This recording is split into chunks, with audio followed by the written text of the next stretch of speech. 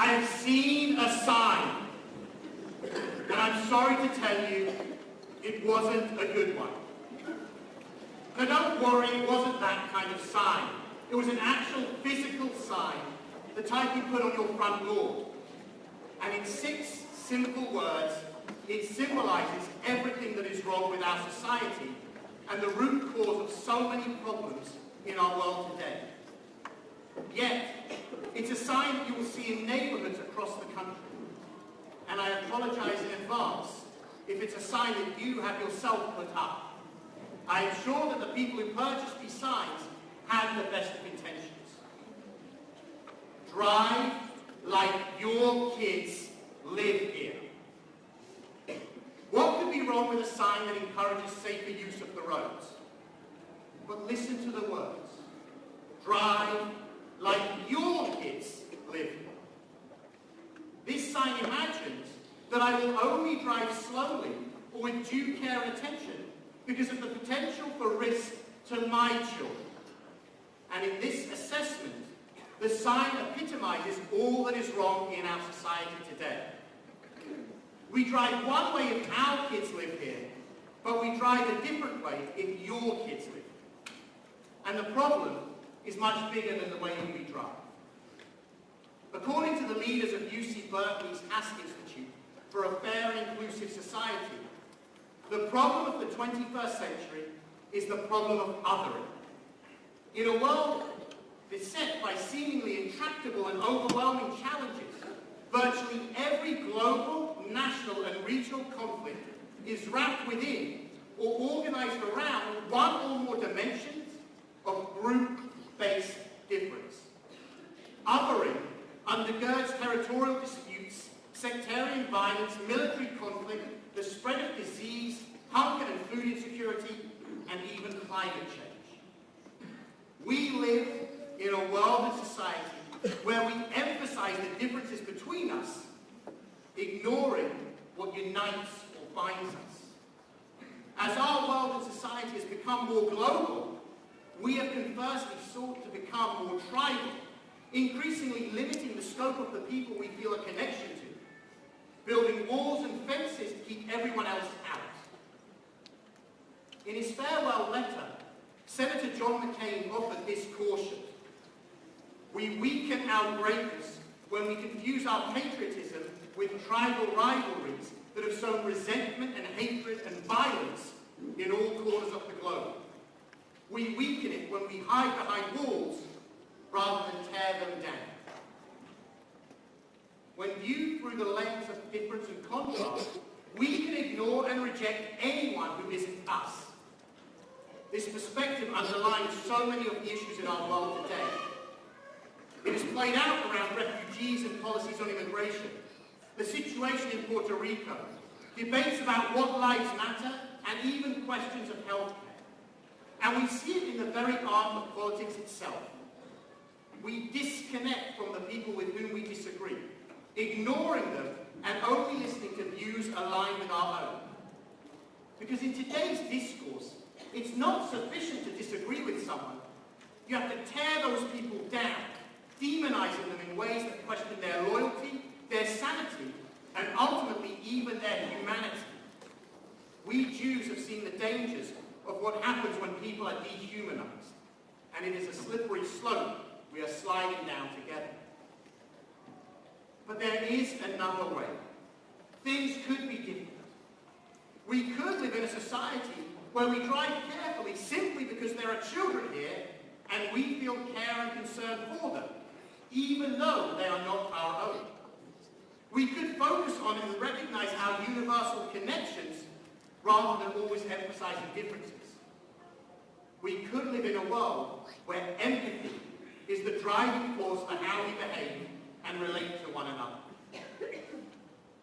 When little babies are in a nursery and one baby cries, the other babies will cry in response. They don't know why they're doing it, but their brains are soft-wired to have that connection and to experience empathy. Neuropsychology and brain research show that we have a natural drive for attachment and affection. We are born to be empathic, but when he gets lost somewhere along the way. Our 5-year-old daughter Gabby has an understanding of empathy. She has said to us, I'm going to be sad because you're sad. I'm going to be happy because you are happy.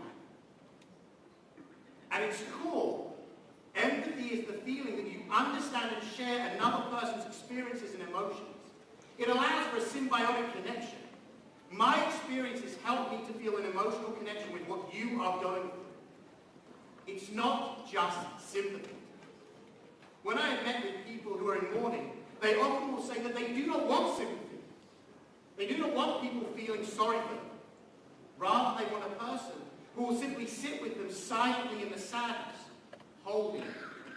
They want empathy. In our Jewish context, the great philosopher Martin Buber wrote of life being built around I-thou relationships. As he suggested, we have an ability to form authentic relationships when we do not objectify the other, but when we relate to them as a person with full thoughts and feelings, acknowledging them as the subject. Being in relationship leads to reciprocity and connection. It is something that each one of us is yearning for, to see and be seen as people. He cautions that when we ignore the thou, when we switch off our empathy, we treat other people as objects, which is one of the worst things that you can do, ignoring their subjectivity, thoughts, and feelings. But when we relate to another person as a real person, seeing them completely, Buber teaches that God resides there, in that space between us. Our world is crying out for empathy, yearning for us to see the humanity of every individual, no matter how different they may seem, to share in the pain and suffering of others, and for it to lead us to a compassionate response. In the 1940s, Johnny Bull Walker was a celebrated strongman in the circus, a brute and villain performing for the crowds. What no one knew was that this was his summer job, and simply a way to pay for his life during the rest of the year, when he shed the costume and donned the white coat as a medical student. He lived 2 parallel lives. By day, he was John J. Benica, doctor, and by night, he was Johnny Bull Walker, wrestler and strongman. He was inflicting pain, or he was treating it. And this allowed him to change modern medicine. He suffered from his wrestling. He was regularly in the hospital receiving treatment. And then he was there again, but this time to watch his wife giving birth. Witnessing the pain she suffered and the lack of treatment options beyond a few drops of ether, he decided to devote his life to anesthesiology. He knew pain in his own life, he witnessed it in those around him, and he was compelled to do something about it. He wrote a book that became known as the Bible of Pain, and because of him it became a field, something for which we should all be grateful. As medical historian Latif Nasser said, Benica saw pain close up. He felt it, he lived it, and it made it impossible for him to ignore it in others. Out of that empathy, he spun a whole new field, played a major role in getting medicine to acknowledge pain in and of itself. We may not have the experience of the pain that another person is enduring, but we do have our Jewish traditions creating an imagined experience for all of us. We were slaves in Egypt. Throughout the Torah, God reminds us of this fact. It is used as a justification for commandments, an explanation of religious injunctions, and as a motivation for behavior. But we do not read this line as history. Instead, we hear these words as our story. It is not our ancestors who were slaves, but Avadim Hayinu. We were slaves. Many of us have grown up in privilege, never worrying about food or shelter, without fear of persecution or oppression. And yet, we imagine the slave experience as a part of our core identity. We were slaves.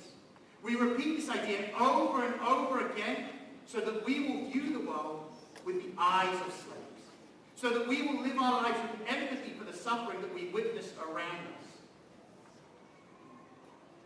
Drive like your or drive like our kids live. When I think back over this past year, there is one good news story that stands out. Not just for the event itself, but for the response it received. In late June, we in America and around the world were gripped by the story of 12 boys and a soccer coach who were trapped in a flooded cave in Thailand. By all accounts, we shouldn't have cared. In a country few of us could pick out on a map, children we will never meet, who are markedly different from us, were facing a perilous situation. And this became the lead story across the globe as we watched, prayed, and hoped that these children would be rescued. We saw their faces, their spirit, and we felt a connection. We looked beyond the differences and saw in their faces our children. As a world, we experienced a collective feeling of empathy for them and their families. We felt fear as the search for their whereabouts began, and hope when the boys were located. We watched anxiously as the rescue mission started, and experienced joy in the news of their salvation. There was a miracle in the rescue of these children, but there was an equally significant miracle in the way that they brought our world together, helping us to ignore our obvious differences, to focus on and see our obvious similarities. And those parents, we can only imagine how desperate they must have been to see and embrace their children. But they waited. They waited together. The children were not rescued all at once, and as each parent heard that their own child had been saved, we can imagine the urge to run to the hospital to be reunited. But they waited. These parents waited because they felt care and concern for the other parents who were still waiting for their children to emerge. They committed not to leave, not to be reunited individually, until they could all be reunited. That is empathy, displayed on the world stage in all its beautiful glory. Unfortunately, this is but one story in a year which has seen an avalanche of incidents that should bring shame and embarrassment to our world. Stories we wish we could forget. If our country, her citizens and our leaders focus more on empathy, how different things might have been. We would not have accepted a situation where power was only restored to Puerto Rico last month, almost a full year after Hurricane Maria tore through the island. We would not permit the negative discourse as our political leaders divide us into them and us, speaking hatefully of those with whom they disagree. And we could never have tolerated that children would be separated from their families on the borders of this great nation. We need to foster and nurture our empathy. Empathy has a tremendous power to change us, our society, and our world. It even transformed a white supremacist. Well, empathy and Shabbat dinner. Derek Black grew up on the rhetoric and ideology of the white supremacist movement. His father, Don, created Stormfront, a white nationalist website, and his mother, Chloe, had once been married to David Duke, who became his godfather. Derek was a leading lighter in the movement. When he moved away from home to begin his college education, he kept his views private until one night in April 2011, when his picture was posted on a student message board with details of his racist activities. He was immediately ostracized, ditched by friends and isolated from the college community. He was othered. The anger and rage in response to the message was palpable, but it was not productive. Matthew Stevenson, the only Orthodox Jew at the school, could have joined with the crowds. He could have posted aggressive messages on the internet, and he could have shunned Derek Black. But he didn't. He knew the dangers of only speaking to people with whom he agreed. And so he invited Derek to Shabbat dinner. The message he sent read, "What are you doing Friday night?" Derek joined a small group of people, and they celebrated Shabbat. They avoided difficult subjects, and so Derek returned week after week, until he was just another regular around the table. Despite their obvious differences, they treated him as a person, and this feeling was reciprocated. Over the following months, he began to open up to his Shabbat friends. They asked him about his views, and he learned about the world from them. In his final year at the college, Derek decided to finally respond to the post on the student message board. He shared how his views had changed, and even sent a letter to the Southern Policy Law Center disaffiliating from white nationalism, apologizing for the hurt he had caused, and giving permission for the letter to be published in full. In a podcast where Derek Black and Matthew Stevenson were interviewed, they both talked about the power of empathy in their story. Sitting around the Shabbat table helped Derek to empathize with people who weren't part of his in-group. And when this happened, his perspective shifted completely. The hate of his youth was transformed. And for Matthew, the hope is that the spark of empathy that they nurtured can be replicated elsewhere and transform our world for the better. The power of empathy and Shabbat dinner transformed a white supremacist. And it has the power to transform our society and our world. We were slaves in Egypt is at the core of the Jewish experience because it is supposed to encourage us to approach the world, society, and our lives with an empathic disposition. Not simply seeing the suffering of another, but feeling it and acting because of it. A little girl was late coming home for dinner one night. Her mother angrily demanded to know where she had been. The little girl replied that she had stopped to help Jamie, whose bicycle was broken in a fall. "But you don't know anything about fixing bicycles," her mother responded. "I know that," the girl said. "I just stopped to help her cry." We live in a world beset by othering, where we don't see the world but only see our world, where we ask how something will affect us instead of asking how it will affect others, where we don't drive carefully for your kids but only drive carefully for our kids. We live in a world dangerously low on empathy, and we need to change that now. Dr. Martin Luther King Jr. once said that when faced with another person suffering, people too often ask, "If I stop to help this person, what will happen to me?" He posited that the question we should be asking is, if I do not stop to help this person, what will happen to him? I've been thinking a lot about that sign. The problem isn't the 6 words that comprise it. The problem is one word: your. So I fixed it. This year, drive like kids live.